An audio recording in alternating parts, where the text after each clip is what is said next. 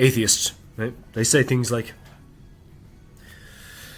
Sam Harris, Christopher Hitchens, all these guys, right? They say things like, how can there be a God in a world where children get raped?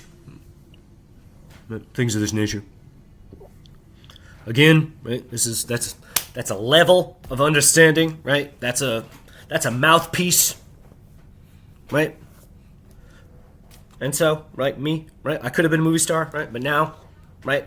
It's degenerated into this dangerous thing, right? And so I see myself as the guardian angel of the world, right? And so the reason that these things exist, right, is because of equality in physics. It has nothing to do with psychology, right? This is the fallacy of your logic, right?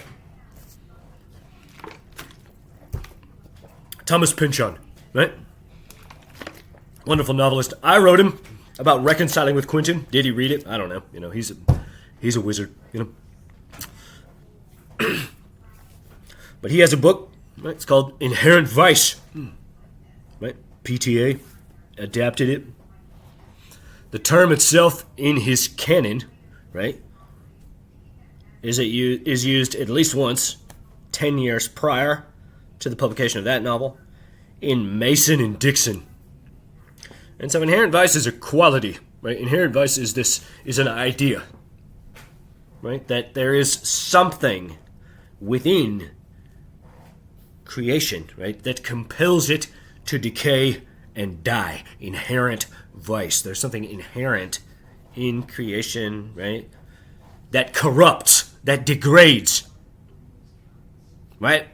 And so, right, again, if you take this leap in logic, right, if you say, okay, yes, no, that works, that makes perfect sense, right, that it's mind, right, that intellect, right, there is an intellectual principle, right, which exerts pressure upon inert space, right, and manifests matter thereby, right? If you say that, right, then boom, it's all there. Then it's all there, right, in that one sort of umbrella, right? And so how does that relate to Sam Harris, right? What does that have to do, right, with evil, right? Okay, so if life derives from intellect, right, from an intellectual pressure, right, and so if that is true, and life cannot flourish without decomposition,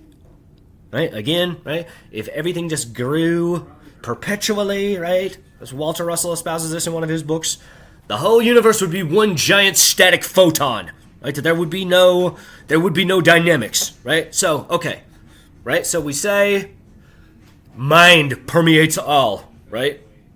That through pressure upon the quantum potential, geometric, archetypal abstraction, always idea, right, never manifest, right? That the corruption, right, of the celestial pressure, right, mutates this type structure, right, into its corpuscular shadow, right? Plato's allegory of the cave, right? Like, this is what he's talking about, right? Okay, so we have a divine mind, right? And the mind, right, exists everywhere, always, right? And embedded within it, right, is the wisdom of the ages, right?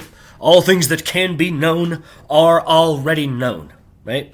And so with life, right, if it's an intellectual principle, right, therefore, right, evil exists in the psychology of man, right, as a result of the necessity for inherent vice within physics. That's why. Everything that is experienced materially, manifestly, physically, right, derives from an intellectual shadow, right? And so since decomposition and death must occur in order for life to flourish, right, there must be evil in the mind of man, right? Because conscious awareness has to have a mirror with which to reflect the necessary qualities of reality. That's it, right? Right? So we're all caught up now.